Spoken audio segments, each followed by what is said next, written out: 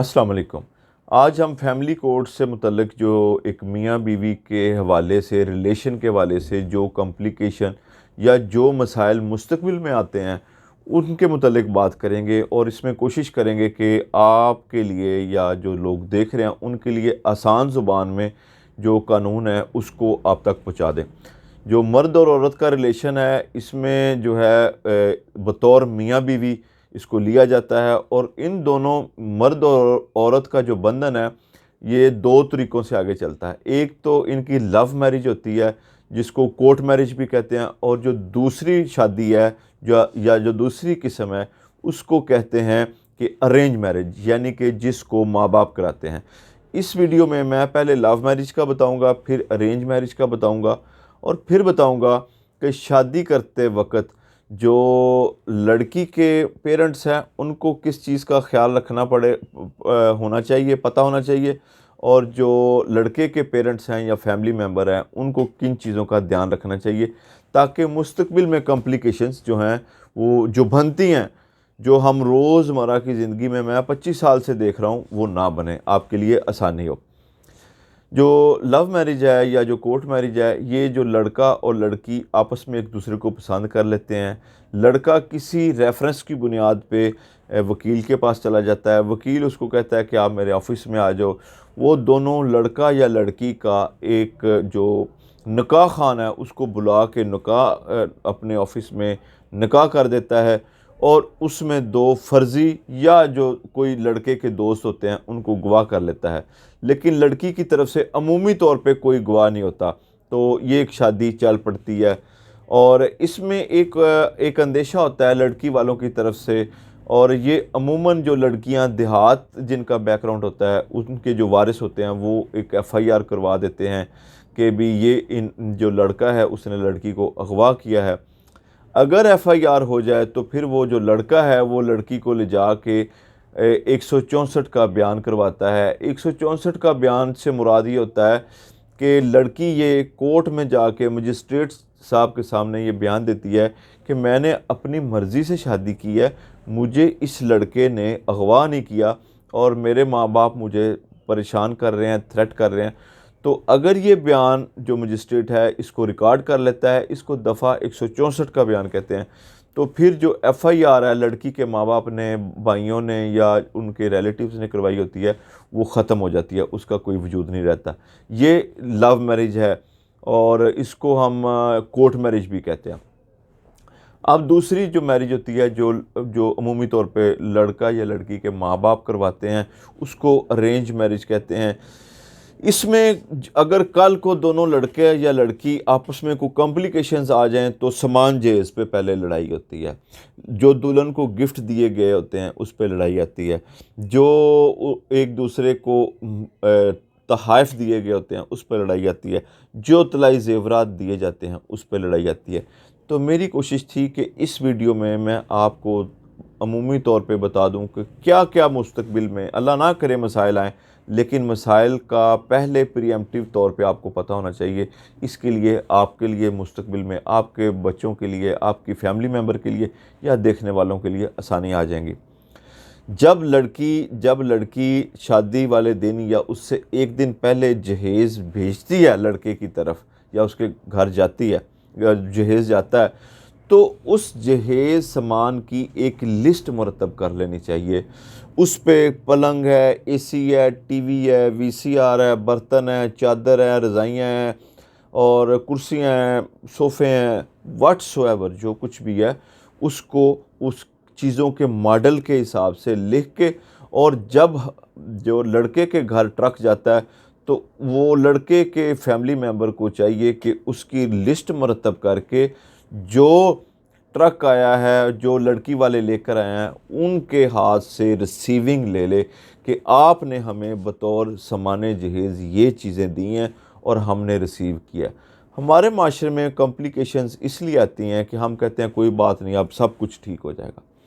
मैं यहाँ पे आपको बताता हूँ कि अल्लाह के नबी मोहम्मद सल्लल्लाहु अलैहि वसल्लम का फरमान है कि मुसलमानों, जब किसी भी सूरत में आप एक किसी दूसरे के साथ कोई मुस्तकबिल का अहद व पैमान करने लगो तो उसको रिटन लिख लो। तो जो एक शादी है ये एक सोशल कॉन्ट्रैक्ट होता है, कानून जो मैंने पढ़ा है, जो हमने सीखा है, ये एक सोशल कॉन्ट्रैक्ट है। और कॉन्ट्रैक्ट की तमाम चीज़ों को सफ़े पे लिख लेना चाहिए और जो गवाह हैं उनके साइन करवा लेने चाहिए। मुस्तकबिल में आसानी होती है। कल को वो लड़की का घर नहीं बसता, लड़के के साथ लड़ाई हो जाती है, वो वापस चली जाती है, वो जाके फिर वो जो उसने 5 लाख का सामान दिया होता है वो जाके 25 लाख का सामान लिख देती है। तो जो कॉम्प्लिकेशंस हैं, अगर ये चीज़ें लिखी हों, गवाह सामने हो और उन्होंने इस पर साइन किया हो, सामान जो जहेज़ की लिस्ट बनी हो, तो फिर कॉम्प्लिकेशंस नहीं आएंगी, मामलात जो हैं वो वहीं पे ख़त्म हो जाएंगे। इसके बाद आ जाता है आपका हक महर का। हक महर की जो है वो अमूमी तौर पर 2-3 किस्मों का होता तो 2 किस्मों का, लेकिन उसको भी मैं आपको बता देता हूँ। मुअज्जल, जिसको प्रॉम्प्ट डोर कहते हैं। मुअज्जल से मुराद ये होता है कि इधर शादी हुई, लिखा 50,000 दूल्हे ने निकाला और जो दुल्हन है उसको दे दिया कि ये आपकी जो मुझसे निकाह हो रहा है ये उसका बदल है, यानी कि इस रकम के बदले में आप मुझसे निकाह कर रही हैं। ये एक हमारा शरई तरीका है, शुरू से आ रहा है, मुसलमानों में शुरू से आ रहा है और चलता रहेगा। एक हक महर होता है जिसमें कुछ जैसे लिखा है कि 10,000 रुपया मौके पे अदा किया और बाकी 2,50,000, 5,000, 20,000 जो है ये बाद में अंदुल तलब से मुराद ये होती है कि जब लड़की चाहेगी अपने हस्बैंड से वो तलब कर सकती है, यानी कि वो हक महर हस्बैंड के पास लड़की की अमानत है और वो जब चाहेगी वो उसको तलब कर लेगी। तो उसको कहते हैं जो एक पहले को मौजल कहते हैं, इसको मौजल कहते हैं, गैर मौजल कहते हैं। मौजल का मतलब उजलत में फौरी तौर पे मौके पे अदा कर दिया, और गैर मौजल का मतलब है कुछ अदा कर दिया जैसे मौके पे और बाकी का तकाजा लड़की रखती है। तो हक महर को भी लिखा ये क्लियर कर दिया गया। अब तीसरी बात आती है कि निकाह में कोई ख़ुसूसी शर्त, निकाह में अगर कोई और लड़की चाहे तो वो ख़ुसूसी शर्त भी लिखवा सकती है, जैसे कि लड़का लड़की को 10,000 रुपया या 20,000 रुपया महाना देने का पाबंद होगा। तो ये शर्त लड़कियों के लिए ये एक बड़ी अच्छी चीज़ है, इसको लिखवा लेना चाहिए, क्योंकि मर्द अमूमी तौर पे ख़र्चा नहीं देते और फिर वो लड़ाइयाँ होती हैं ख़र्चे की वजह से।